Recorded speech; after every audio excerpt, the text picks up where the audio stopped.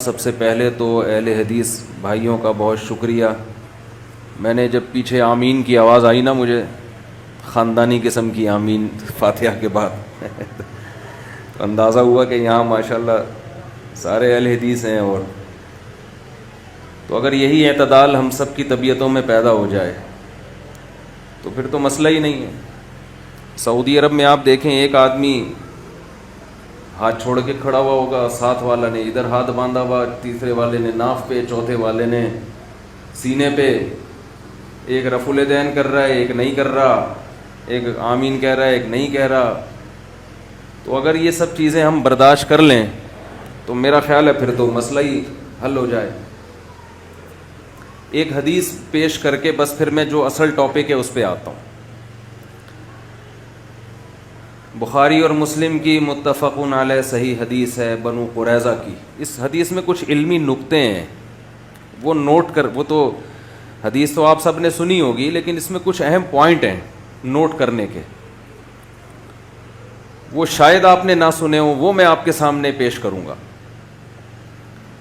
آپ صلی اللہ علیہ وسلم نے بنو قریظہ کی طرف ایک لشکر بھیجا اور حکم دیا کہ جب تک بنو قریظہ نہ پہنچ جاؤ عصر کی نماز نہیں پڑھنی. ٹھیک ہے، مشہور حدیث ہے. راستے میں نماز کا ٹائم قضا ہونے لگا.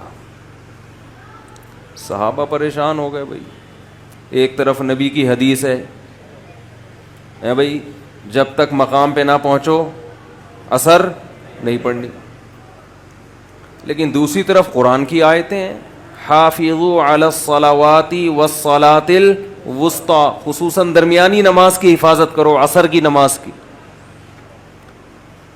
رائے کا اختلاف ہوا ہے، اور یہ اختلاف پیغمبر صلی اللہ علیہ وسلم کی مخالفت کرنے کے لیے نہیں، پیغمبر صلی اللہ علیہ وسلم کی اتباع کرنے کی غرض سے ہوا ہے کہ نبی کی اصل منشا اور اصل مراد ہے کیا. جنہوں نے ظاہر حدیث کو لیا، حدیث کے ظاہر کو، ظاہری الفاظ کو،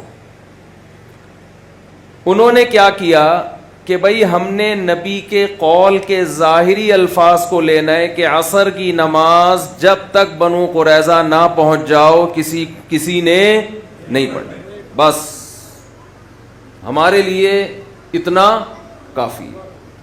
اس کی باریکی میں جانا، اس کا مفہوم تلاش کرنا، اس کا اصل مقصد کیا تھا، اصل منشا کیا تھی، ہم اس کے مکلف نہیں ہیں. تو انہوں نے نماز قضا کر دی. دوسرے فریق نے کیا کہا، بھائی نبی کی منشا یہ نہیں ہے، الفاظ تو یہ ہیں، منشا یہ نہیں. نبی عالم الغیب نہیں ہے، آپ کو کیا پتا کہ ہم بنو قریظہ جب پہنچیں گے تو نماز ہی قضا ہو جائے گی. اور یہ جو قرآن کا حکم ہے حافظوا علی الصلوات والصلاۃ الوسطی، یہ ایک عمومی حکم ہے. یہ قرآن کی آیت اصل ہے، اور حدیث ایک خاص شرط کے ساتھ مقید. یہ میں اصطلاحی زبان میں اس کو سمجھانے کی کوشش کر رہا ہوں. صحابہ نے اتنی ٹیکنیکل بحث نہیں کی تھی، انہوں نے تو سادہ نا، یہ تو میں ایک فقہی اور اصطلاحی انداز سے سمجھا رہا ہوں کہ اصل تو قرآن کی ایک آیت ہے، اور نبی کی جو مشہور اور متواتر حکم ہے وہ تو نماز کے قضا کرنے کی تو اجازت نہیں ہے، اسلام میں تصور نہیں ہے.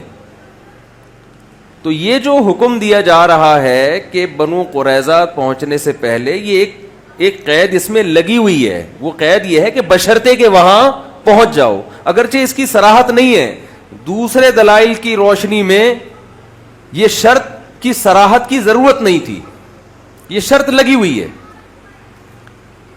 ایک فریق نے نماز کو قضا کر دیا، دوسرے فریق نے نماز وقت پہ پڑھی. دیکھو نبی کے دور میں جو واقعات ہوئے ہیں نا، وہ اتفاقی نہیں ہیں، وہ اللہ کی طرف سے وجود میں لائے گئے ہیں امت کو ایک سبق دینے کے لیے. اسلام میں دو قسم کے اختلاف ہیں. ایک بنیادی عقائد، یہ بنیادی کا لفظ اس لیے بتا رہا ہوں کہ جب عقیدوں کی پیچیدگی میں جائیں گے تو اس میں بھی اختلاف ہوگا اہل حق کا. عقیدہ ہمیشہ اصولی نہیں ہوتا، عقیدوں کی بھی جب گہرائی میں جائیں گے نا پھر 10 فرقے بنیں گے. جو بیسک عقیدے ہیں اسلام کے ان میں اختلاف کی اسلام نے اجازت نہیں دی. اس میں اگر اختلاف کرے گا گمراہ ہے. ان 73 فرقوں میں 72 میں شامل ہے جو فی النار، جو جہنم کی آگ میں ہوں گے. وہ کیا اختلاف ہے؟ عقیدہ توحید میں اختلاف. جی ہمارا رائے کا اختلاف ہے کہ خدا ایک بھی ہو سکتا ہے، دو بھی ہو سکتے ہیں. رائے کے اظہار کی ہر ایک کو اجازت ہے. یہ نہیں، یہ مارکیٹ میں بولو بھائی، اتنا براڈ مائنڈڈ بننے کی ضرورت. عقیدہ توحید میں سب سے پہلے دعا لغیر اللہ، یہ شرک کی سب سے اعلیٰ قسم ہے. دعا لغیر اللہ سب سے اعلیٰ قسم، کہ آپ کسی کو یہ سمجھ کے کہ اللہ نے اس کو ما فوق الاسباب اختیارات دے دیے ہیں، یہ سمجھ کے جب آپ کسی سے مانگتے ہیں تو یہ دعا ہے.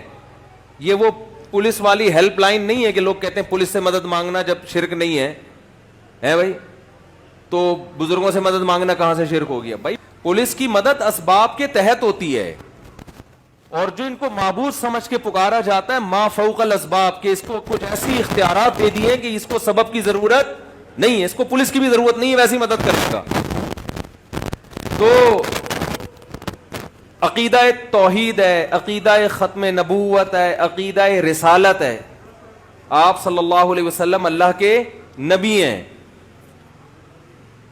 جنت، جہنم، آخرت، ان چیزوں میں اختلاف رائے کی اجازت نہیں ہے. کوئی اختلاف رائے کرے گا تو ہم ماریں کوٹیں گے نہیں. اسلام کا ایک باؤنڈری ہے، اس باؤنڈری کے سے آپ کو نکلنے کی اجازت نہیں ہے. تو بیسک عقیدے، عقیدہ توحید ہے، عقیدہ رسالت ہے، عقیدہ تقدیر ہے. ان میں اسی طرح اہل سنت والجماعت کا متفقون علیہ عقیدہ ہے الصحابۃ کلھم عدول، سارے صحابہ کیا ہیں؟ عادل ہیں. حضرت معاویہ رضی اللہ تعالی عنہ سے مروی حدیثیں بخاری میں بھی ہیں، مسلم میں بھی ہیں.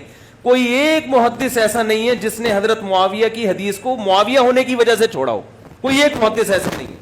دوسری بات ہے فروعی مسائل. اب مجھے ایک بات بتاؤ کہ فروعی مسئلے میں اسلام میں جو عملی مسائل ہیں ان میں سب سے زیادہ، یعنی توحید کے بعد سب سے اہم حکم نماز کا ہے یا نہیں ہے؟ جب آدمی مسلمان ہوتا ہے، یعنی شرک کے بعد سب سے بڑا جرم گناہ کیا ہے اسلام میں؟ نماز قضا کر دینا. امام احمد ابن حنبل تو اس کے قائل ہیں کہ وہ اسلام سے ہی خارج، اور عبداللہ بن مسعود کی صحیح حدیث بھی ہے اس بارے میں کہ ہم نبی کے دور میں کسی گناہ کو کفر نہیں سمجھتے تھے، لیکن نماز چھوڑنے کو ہم کیا سمجھتے تھے؟ کفر. اتنا بڑا حکم. ایک بات، صحابہ کا کس میں اختلاف ہو رہا ہے؟ یہ جو بنو قریظہ والی حدیث میں، نماز میں. اس سے بڑے اختلاف کی مثال مل نہیں سکتی. ایک یہ نمبر لگا کے نوٹ کریں. دوسرا، نماز بھی کسی سنت یا نفل نماز میں اختلاف نہیں ہو رہا. فرض میں کتنے پوائنٹ ہو گئے؟ 2. نوٹ کریں اس کو. ایک اختلاف نماز میں ہو رہا ہے جو توحید کے بعد سب، کیونکہ توحید میں تو ہو نہیں سکتا تھا نا، وہ تو پھر اسلام سے ہی خارج ہو جاتے. اختلاف کس میں ہو رہا ہے؟ نماز. نمبر 2، سنتوں میں، نوافل میں نہیں بلکہ فرض میں. تیسری بات، اختلاف اس نماز میں ہو رہا ہے جس کی اہمیت سب سے زیادہ. 5 نمازوں میں قرآن کہتا ہے الصلاۃ الوسطیٰ، سب سے امپورٹنٹ کون سی ہے؟ عصر کی نماز، اس کی حفاظت کرو.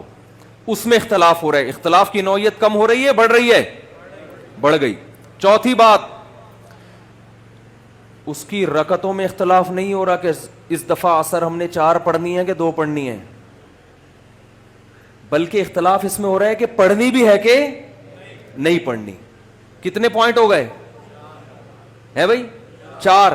پھر عصر کی نماز کی کسی صفت میں اختلاف نہیں ہو رہا کہ آمین آہستہ کہنی ہے کہ زور سے کہنی ہے، رفع الیدین کر کے کرنی ہے کہ رفع الیدین کے بغیر پڑھنی ہے، جو امام کے پیچھے ہوگا اس نے فاتحہ پڑھنی ہے کہ نہیں پڑھنی. یہ نماز کی صفات ہیں، نماز کا وجود نہیں ہے. جبکہ صحابہ کا اختلاف نماز کے عدم اور وجود میں ہو رہا ہے کہ پڑھنی بھی ہے، پوری نماز ہی پڑھنی ہے کہ نہیں پڑھنی ہے.